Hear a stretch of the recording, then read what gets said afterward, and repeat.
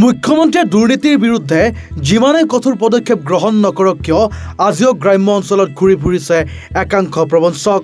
এইবাৰ প্ৰবঞ্চকৰ লক্ষ্য গ্ৰাম্য অঞ্চলৰ খুচুৰা সাধাৰণ ব্যৱসায়ী। প্ৰবঞ্চকৰ জালত ভৰি দি আৰক্ষীৰ দুৱাৰে দুৱাৰে ঘূৰিব লগা হৈছে এইগৰাকী গেলামাল দোকানী মহিলা।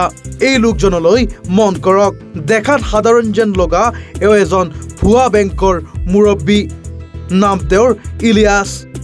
অভিযোগ অনুসৰি এইগৰাকী ইলিয়াছে শাকিল সেল্ফ হেল্প গ্ৰুপ নামৰ বিত্তীয় প্ৰতিষ্ঠান খুলি গ্ৰাম্য অঞ্চলৰ খুচুৰা দোকানীৰ পৰা অধিক মুনাফা প্ৰদানৰ প্ৰতিশ্ৰুতিৰে দৈনিক আদায় লৈছে হেজাৰ হেজাৰ টকা।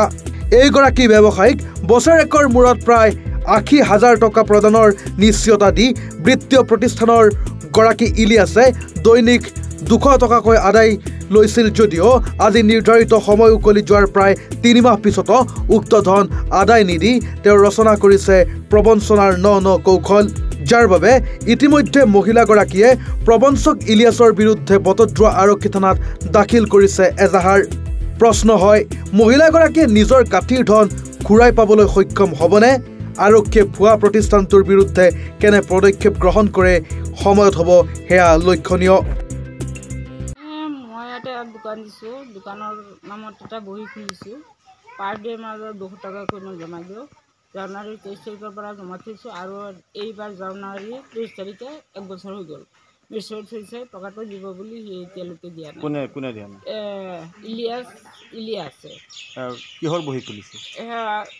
নাজানো, বহিয়ে এনেকৈ খুলিছে। এইটো গোটৰ তৰফৰ পৰাও নহয়, একোৱে নহয়।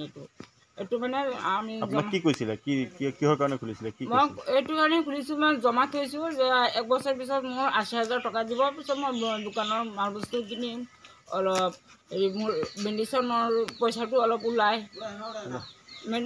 মেডিচিনটো মই ইয়াৰ পৰা মানে পইচাটো ওলায়। কিন্তু এতিয়া আপোনাক হেৰি নিদিয়ে না, পইচাটো দিয়া নাই। ঘৰত গৈছিলোঁ, ঘৰৰ মানুহ ইলিয়াছে আৰু ইলিয়াছৰ মাক দেউতাকো অপমান কৰিছে মোক। আৰু এতিয়া অকল আপোনাৰ লগতে হৈছে না আৰু মানুহৰ লগত তেনেকুৱা হৈছে? আৰু বহুত মানুহৰ লগত হৈছে। মানুহ একদম বহুত ভিখাৰী বনাই দিছে। ইলিয়াছৰ ঘৰ ভেৰবেৰী। তেওঁ কি কৰে? এনেই সুদৰ টকা লগাই, সুদটো টকা লগাই। মই থানাত বৰদোৱা থানাত এজাহাৰ কৰিছোঁ। এতিয়া নাজানো, এতিয়া পুলিচে কি কৰে। মই টকাটো এতিয়ালৈকে পোৱা নাই। আৰক্ষীয়ে ব্যৱস্থা লোৱা নাই নেকি? এতিয়া নাজানো, লোৱা নাই নেকি, সেইটো মই ক'ব নোৱাৰোঁ। মুখ্যমন্ত্ৰী কি ক'ব? এতিয়া মই এইটোৱে কওঁ যে মোৰ নিচিনা মানুহক এনেদৰে এনেকুৱা নহয়, দুৰ্দশা নহয়। দুখীয়া মানুহে এইবিলাক পইচা হয় না। এতিয়া মই ধৰক, এতিয়া মই পইচাটো পোৱা নাই, মেডিচিন আনিব নোৱাৰোঁ, মোৰ হাজবেণ্ডৰ চাকৰিও নাই, তেখেতৰ পেঞ্চনো এতিয়া পোৱা নাই। এতিয়া বহুত অসুবিধাত হৈ আছে। মই এইটোৱে কওঁ। কিমান টকা নিছিলে আপোনাৰ? কিমান টকা নিছে আপোনাৰ? মই পাৰ ডে ২০০ টকাকৈ থৈছোঁ। ১ বছৰত ৮০,০০০ টকা হয়। 80,০০০ টকা বুলি দিব। দিয়া নাই? নাই দিয়া, ৩ মাহ হৈ গ'ল দিয়া নাই। ৮০,০০০ টকা দিব বুলি আপোনাক কৈছে? এই কৈছে ৮০,০০০ টকা হ'ব। হয়ো হিচাপ কৰি চাইছোঁ আমি ৮০,০০০ টকা। তাৰমানে এইটো তেওঁলোকে যে নিছিলে, সেইটো কি এনেই ভুৱা বেংক নেকি? বেংক নহয়, এইবিলাক টকা নি পেলাই সিহঁতে সুদত লগাই টকা। সিহঁতে সুদত লগাই টকাটো। টুকটুকিৰ পৰা আদিলুৰ ৰহমানৰ ৰিপৰ্ট, এনিভাৰত 24।